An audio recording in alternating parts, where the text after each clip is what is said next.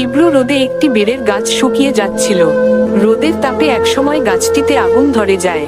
সেই গাছে থাকা একটি কবুতর সবকিছু দেখে ভীষণ চিন্তিত হয়ে পড়ে। সেই গাছটিকে বাঁচানোর চেষ্টা করে, এদিক ওদিক থেকে পানি এনে গাছের উপর ঢালতে থাকে এবং দিনরাত গাছটির যত্ন নেয়। ধীরে ধীরে আগুন নিভে যায়। সময়ের সাথে সাথে গাছটি আবার বড় হতে থাকে। একদিন সেই গাছে অনেক বেড়ের ফল ধরে।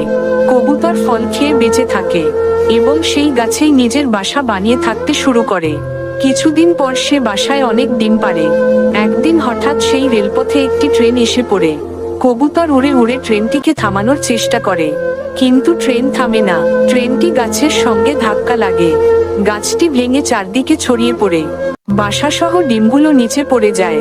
কবুতর অসহায় হয়ে আকাশে ঘুরতে থাকে, তার কষ্টের শব্দ কেউ শোনে না।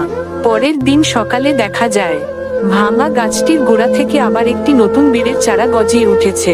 কবুতর সেটি দেখে নতুন করে আশা পায়।